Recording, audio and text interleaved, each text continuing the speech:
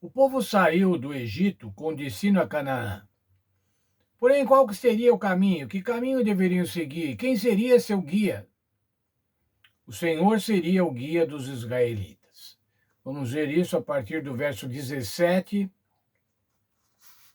do capítulo 13 de Êxodo.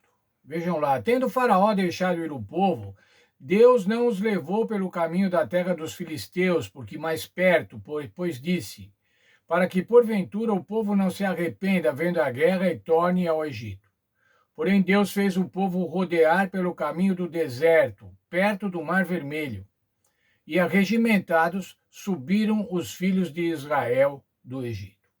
Veja, o Senhor indicou o caminho, mas não indicou o caminho mais curto. Indicou o caminho mais seguro, o caminho mais longo, mais seguro, na direção do Monte Horebe, na direção do Monte Sinai. Era para lá que o Senhor queria levar o povo. E não queria que ficassem na terra dos filisteus, porque iam ver a guerra e dessa maneira iam ter o desejo de voltar para o Egito. Veja, na direção do Monte Horebe, portanto, para o encontro no Monte Sinai, para completar a organização formal da nação. Foi lá que o Senhor renovou a aliança com Moisés e com o povo. Foi lá que o Senhor comunicou a santa lei e fez a instituição dos serviços do santuário. O Senhor tinha um caminho para que o povo seguisse. O Senhor não ia deixá-los perdidos no deserto. Mas interessante, irmãos, tem um texto aqui, uma palavra que diz assim, arregimentados subiram os filhos de Israel do Egito. O que quer dizer arregimentados? O que a Bíblia quer dizer com isso? Não era uma turba, não era uma turma de fugitivos, mas era como um corpo bem organizado, sob o comando de um líder sábio e determinado. O povo saiu como um exército, em formatura como um exército, não correndo cada um para um lado, mas organizados. Mas ainda, veja aqui outro fato. Moisés levou os ossos de José, isso está no verso 19.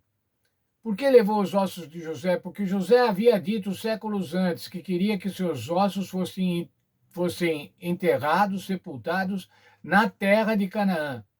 Pois ele tinha confiança de que o povo voltaria para Canaã e ocuparia a terra de Canaã. E o fato desses ossos terem sido guardados, cuidadosamente guardados e levados na ocasião do Êxodo, indica que muitos tinham a fé de que voltariam para a terra, de que voltariam para a terra de Canaã, a terra da libertação.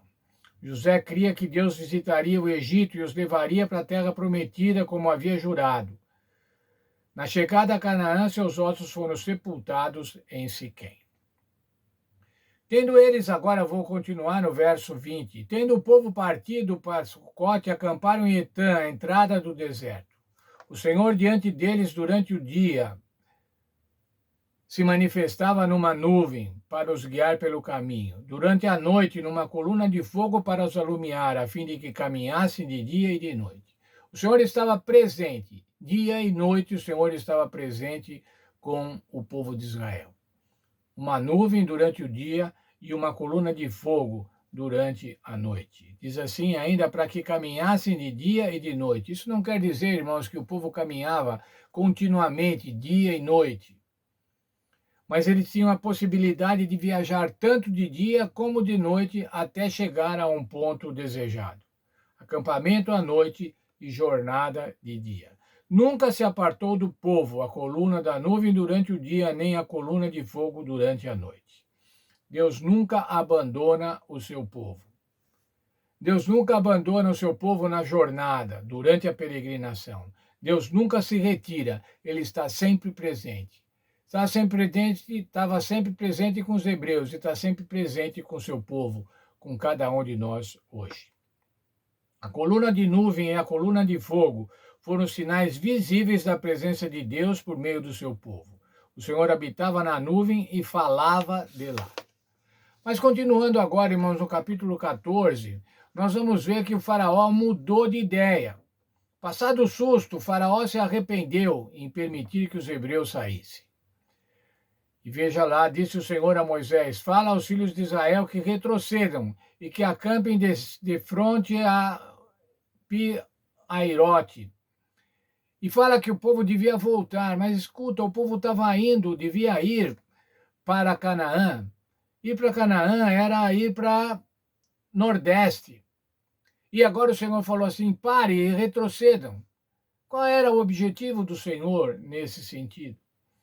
Isso parecia uma desorientação, parecia que o povo agora estava perdido. Era contrário ao caminho natural. O caminho proposto pelo Senhor era para sudoeste.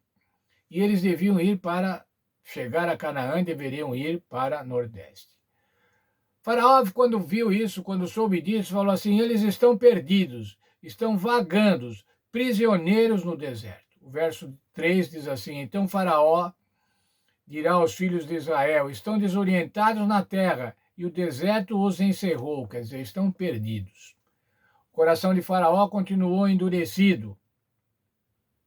E ele disse assim, agora, sendo, pois, anunciado ao rei do Egito que o povo fugia, mudou-se o coração de Faraó e dos seus oficiais contra o povo, e disseram: que é isso que fizemos, permitindo que Israel nos deixasse de servir? Se arrependeu. Na verdade, o coração dele não mudou, o coração dele continuava endurecido. O coração dele continuava obstinado em perseguir o povo de Deus, em tê-los como escravos. Agora, entre os versos 6 e o verso 9, 10, entre o verso 6 a 9, mostra-se Faraó preparando uma expedição militar para trazer de volta os escravos. Como é que ele faria isso? Com tantos carros e com tantos oficiais e cavalos? Certamente ele mataria muitos numa batalha e traria os outros agora amansados, de medo de morrer, de medo de serem mortos. Um exército do Egito, o exército um dos mais poderoso daquela época, contra um povo de escravos. Isso vai ser um massacre, Um povo de escravos, crianças, velhos, mulheres, animais, ninguém preparado para a guerra. Agora para lutar contra o exército do faraó. E chegando Faraó, os filhos de Israel levantaram os olhos e eis que os egípcios vinham atrás deles. E temeram muito então os filhos de Israel e clamaram ao Senhor. Ora, eles viram de longe que o exército de Faraó estava chegando. E agora então eles temeram e disseram a Moisés: será por não haver sepulcros no Egito que nos tiraste de lá para que morramos nesse deserto? Por que nos trataste assim, fazendo-nos sair do Egito? Não é por isso que te dissemos no Egito: deixa-nos para que sirvamos os egípcios, por melhor fora servir aos egípcios do que morrermos nesse deserto. O que agora estava acontecendo com o povo, irmãos, o povo que tinha saído há 2 dias, tinha saído do Egito, eles já estavam arrependidos, irmãos, eles achavam que iam morrer no deserto. E era fácil pensar isso. Às vezes nós somos muito duros com relação ao julgamento do povo hebreu. Como eles eram incrédulos, como eles não tinham fé, mas esse era um natural temor. Era um temor da morte. Era um temor de serem aniquilados agora no deserto. Quando os israelitas viram o exército de Faraó chegando, expressaram sentimentos que repetiram outras vezes. Noutras vezes, irmãos, eles tiveram falta de fé. Eles tiveram dúvidas com relação à sobrevivência. Dúvidas com relação ao fato de terem saído do Egito. Deviam ter saído do Egito ou não deviam ter saído do Egito? Mesmo tendo visto aquelas demonstrações do poder de Deus, que incluíram livrar seus próprios filhos primogênitos, o povo ainda demonstrava uma surpreendente falta de fé. E eu disse, nós somos prontos em falar sobre a falta de fé dos egípcios. E com relação a nós, irmãos, se nós estivéssemos lá, se nós tivéssemos saído do Egito enquanto escravos, com os nossos filhos, com os nossos pais, com os nossos animais, se nós estivéssemos no exército no deserto e agora o exército estava chegando, qual seria a nossa atitude? Eu gostaria muito de pensar nisso, irmãos. Gostaria muito que cada um de nós pensasse nisso. Muito provavelmente, irmãos, muitos de nós fariam iguais a esses que são relatados aqui na Bíblia. Para que nos tirou do Egito? Para que nos tirou de lá? Para que a gente viesse morrer aqui no deserto? A fé, irmãos, precisa ser exercida. A fé precisa ter exercício. A fé precisa ser praticada. E eu quero muito que o Senhor me ajude para praticar a fé, para que a minha fé aumente, para que a minha fé seja forte e que a fé de cada um de nós seja forte nos momentos de angústia, nos momentos de tribulação. Como vemos no verso áureo da nossa lição. Fiquem calmos, o Senhor vai lutar por cada um de nós.